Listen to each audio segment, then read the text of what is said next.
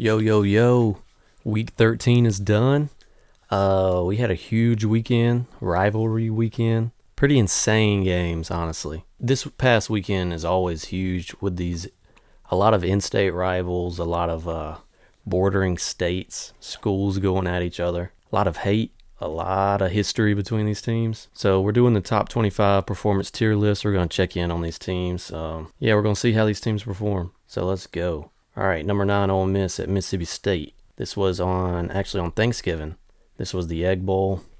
Ole Miss wins 31-21, putting Ole Miss at 10 wins on the season, which is huge for Ole Miss. Mississippi State falls to 7-5. Pretty good season for them. They won a couple of big games this year against teams they probably shouldn't have beat, but shout out to Mike Leach. So Ole Miss for beating Mississippi State.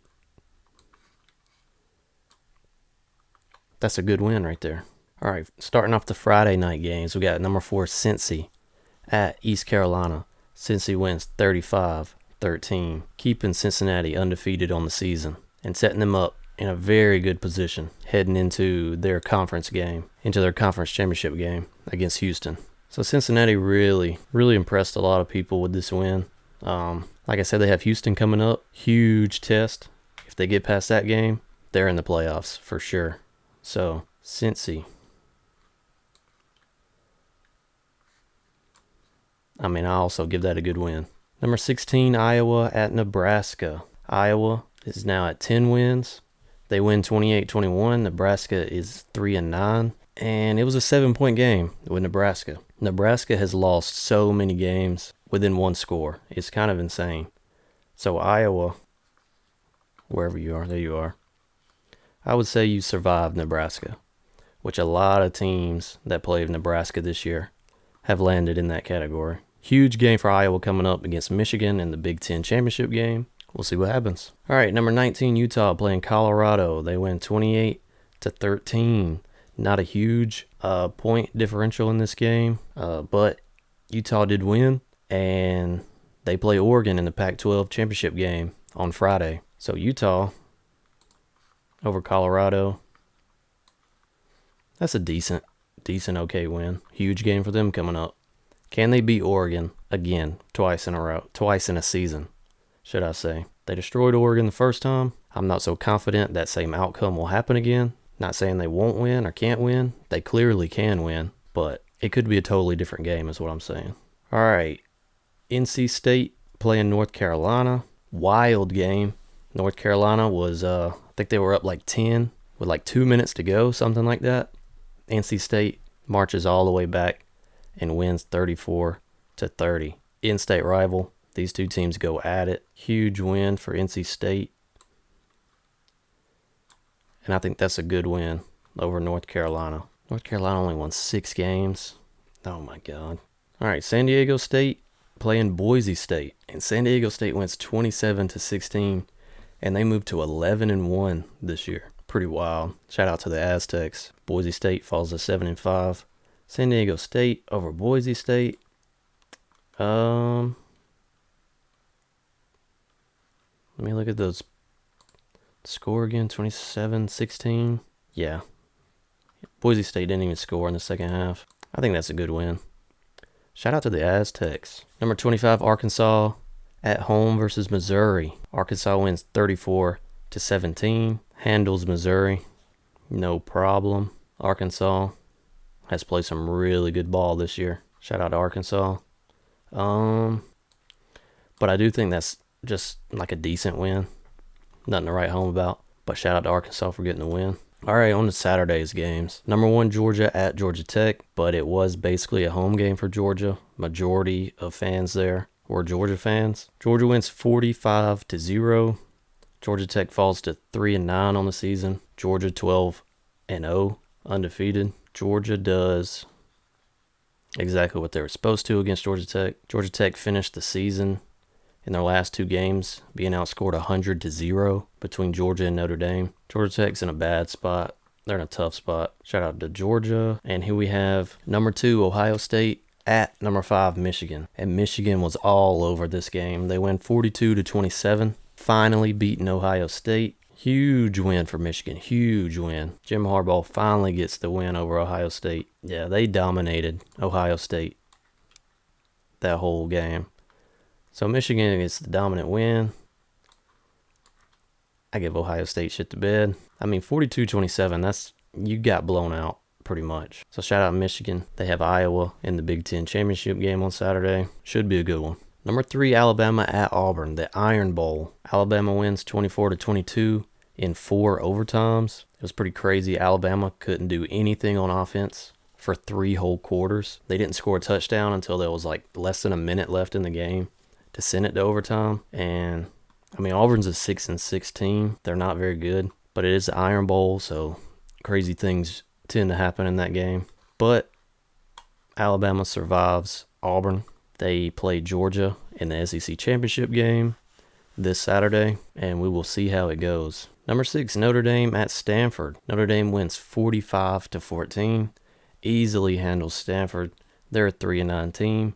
It's a wonder that they beat Oregon this year. Notre Dame wins 45-14, and they are without a coach at the moment because Brian Kelly has gone to LSU in one of the most surprising moves to me. I would have never picked him to go to LSU. It's a really strange fit, but Brian Kelly's a really good coach. Wins 10 games a year like it's his job. So Notre Dame over Stanford.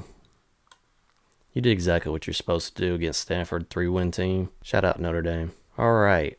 Number 10, Oklahoma at number 7, Oklahoma State in Bedlam. In a thriller of a game, Oklahoma State wins 37-33, handing Oklahoma their second loss of the season, basically eliminating them from the playoffs and the Big 12 championship game. So Oklahoma State will play Baylor in the Big 12 championship game, which should be a really good game. So Oklahoma State, I give you a dominant win.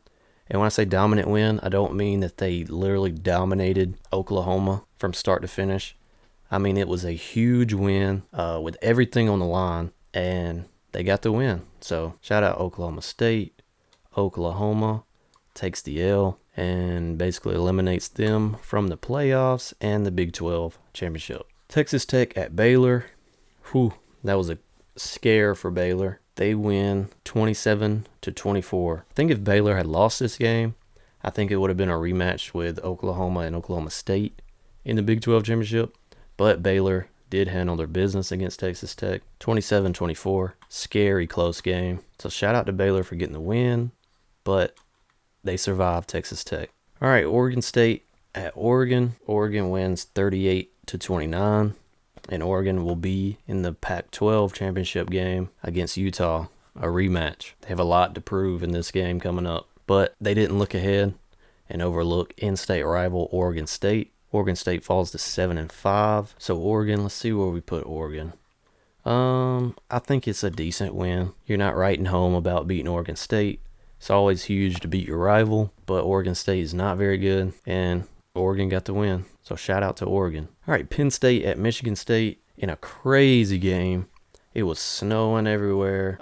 Michigan State's coming off the huge loss to Ohio State. They could have easily kind of melded in this season or let that game beat them twice, as they say. You know, when you lose a huge game and you go into next week and struggle against a team, that's kind of saying, you know, that the team you lost to beat you twice. But Michigan State bounced back against Penn State. Mel Tucker getting the job done. They win 30-27. I will say Michigan State. I say they survived Penn State. Penn State's a good team. They are 7-5.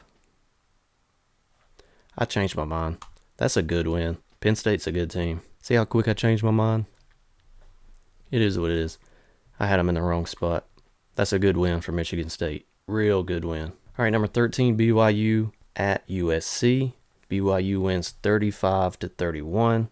And, of course, USC now has their new head coach with Lincoln Riley, bouncing from Oklahoma. And another shocking move. I did not expect him for the USC job. But, I mean, it makes sense. I don't blame him for it. They're giving him all kind of money, all kind of perks. They bought both his houses in Oklahoma. 24/7 access to a private jet. I'll take that job. If they want to offer it to me, I'll take it. So BYU beats USC 35-31. USC is 4-7.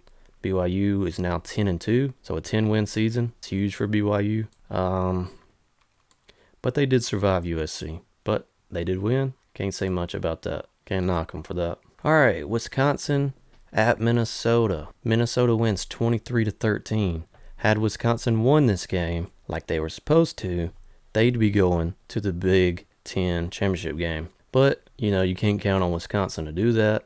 They lose to Minnesota 23-13. Really disappointing. You shit the bed. You lost all your opportunities. Tough. Oh, and then we have number 15, Texas A&M at LSU. This, of course, is Coach O's last game for LSU. And LSU sent them out on top. They win 27-24. Texas A&M, what are you doing? Yeah, 8-4. They lost 4 games, and one of those was not Alabama. It's absolutely insane. This is rough for A&M. They obviously shit the bed. I mean, LSU, a lot of their playmakers are injured. They have a coach that's already been fired. They just they're not that good of a team right now, and A&M is supposed to be, but you can't beat them. What are you going to do? You shit the bed. All right, Pitt at Syracuse. Pitt handles business 31-14. They weren't at all looking ahead in this game. They handle Syracuse the way they're supposed to. They're going to play Wake Forest in the ACC championship game. So shout out to Pitt, handling Syracuse. Where are you at, Pitt? There you are. You did what you were supposed to do. Shout out to Pitt. And then their opponent next week, number 18, Wake Forest, beat Boston College 41-10. Wake Forest was in a position where if they lost this game, Clemson would be going to the ACC championship game. Wake Forest didn't let that pressure get to them one bit. They went 41-10 over Boston College. Wake Forest earned their spot at the ACC championship game. Wake, you did exactly what you're supposed to do against Boston College. All right, UTSA, the Roadrunners versus North Texas. North Texas wins 45-23. Handing the Roadrunners their first loss of the season, leaving only 2 undefeated teams left. So you got beat 45-23 against a 6-win North Texas team. That's tough. It's very tough. I hate to do it to the Roadrunners, but you shit the bed. Sorry.